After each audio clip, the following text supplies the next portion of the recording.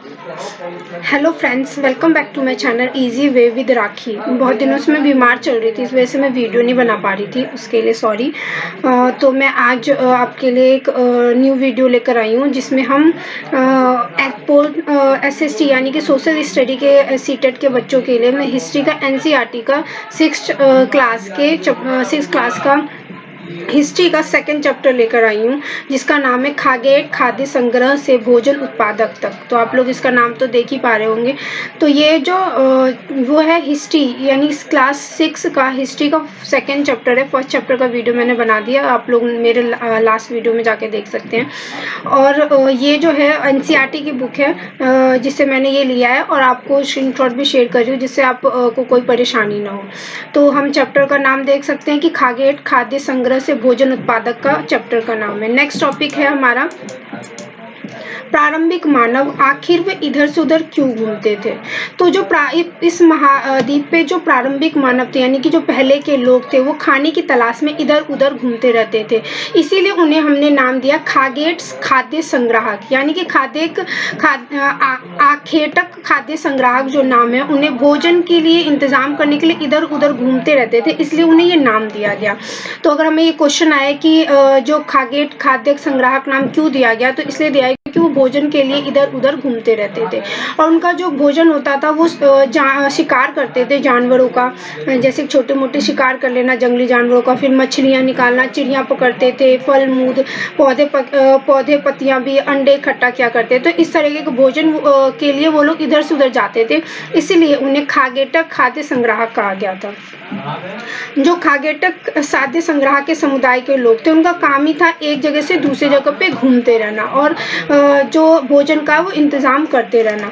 Next topic है हमारा नाम और तिथियां। देखिए बच्चों, मैंने आपको बुक का फोटो क्लिक करके भी दिखा दिया जिससे आपको कोई परेशानी ना हो, तो आप ये पढ़ भी सकते हो और मैं आपको समझा भी रही हूँ। तो नाम और तिथियों में क्या है कि काल को जो प्रारंभिक काल था उन्हें पूरा पाषाण काल कहा जाता था।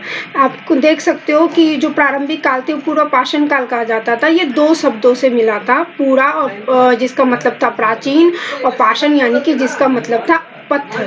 यानी कि इसी से साफ हो जाता है कि पूरा पाषाण का मतलब है कि जो पुराने जमाने पे पत्थर के औजार बना होते थे, पत्थरों से जो ज़्यादा इस्तेमाल पत्थरों का हुआ करता था, इसीलिए इसे पूरा पाषाण काल का नाम दे दिया गया।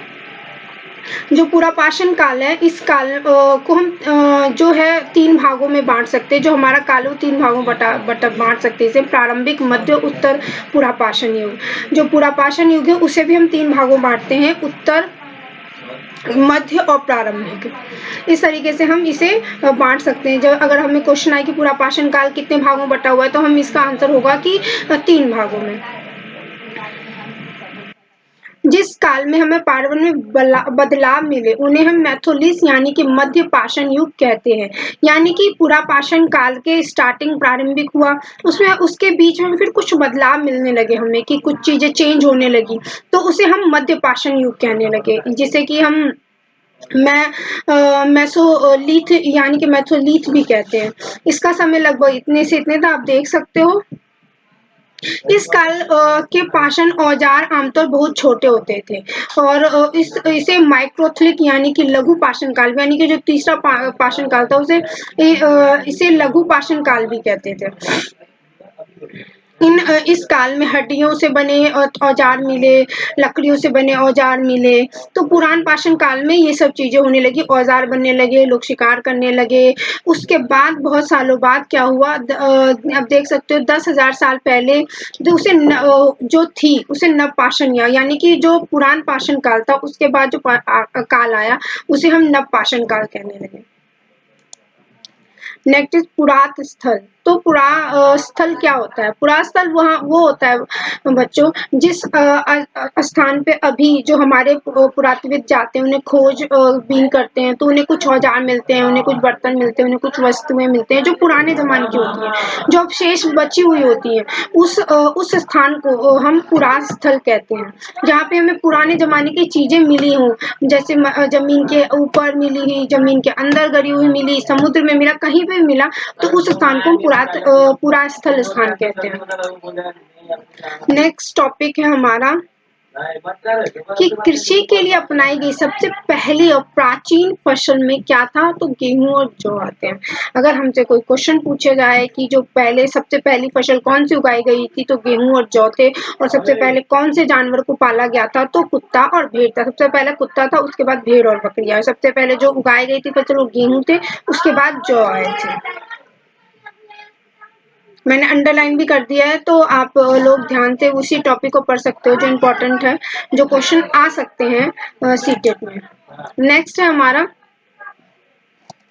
कि जो है कुछ जो इलाके थे उसमें गेहूं, जौ और धान जैसे प्राकृतिक रूप में उगने लगे। महिलाएं भी काम करती थी, बच्चे भी काम करते थे, सब काम करते थे। अनाज के लिए सबने काम करना शुरू कर दिया था। जो अब मैंने आपको भी बताया, जो सबसे पहले जानवर था वो कुत्ता आया था, जो कि जंगली का पूर्वज भी हमें कहते हैं। उसके बाद भेड़ आया, बकरी आया, सुअर आए। लोग इनको अपने आसपास रखते हैं क्योंकि वो जंगली जानवर जैसे नहीं थे, वो इंसानों को नुकसान नहीं पहुंचा रहे थे। तो जो इंसानों को नुकसान नहीं पहुंचा रहे थे, लोग उन्हीं जानवरों को पालतू बना रहे थे, जो कि उन्हें हेल्प भी करते थे और उनका यूज भी जो इंसान थे वो कर पा रहे। जैसे दूध निकालना, क्या कहते हैं, मीट मांस बनाना, उनका खाना बनाना, या दूध क्या कहते हैं, उनके कई कई तरीकों से उनका यूज किया जा सकता था। नेक्स्ट है हमारा बच्चों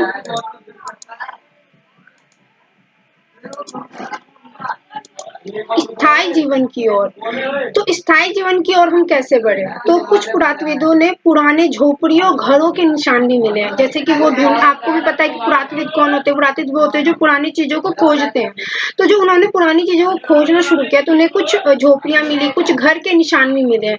तो जिस जैसे घर के निशान मिले उन्हें, तो जो कश्मीर में उन्हें घर के निशान मिले उन्हें बुर्ज होम कहा जाता था। अगर हमें क्वेश्चन आए कि बुर्ज होम कहाँ है, तो हम बता सकते हैं कि कश्मीर में स्थित है। और कुछ घर ऐसे होते थे जो गड्ढे के नीचे हुआ करते थे, उन्हें गर्दवास कहा जाता था। तो क्वेश्चन आए कि गर्दवास क्या होता है, या नीचे जो घर के मतलब कि जमीन के नीचे जो घर बनाए जाते उन्हें क्या कहा जाता है, तो हम गर्दवास कह सकते हैं। सेकेंड इज मेहरगढ़ के जीवन और मृत्यु। जो मेहरगढ़ जो स्थान है, वहाँ सबसे पहले क्या है, गेहूं उगाना।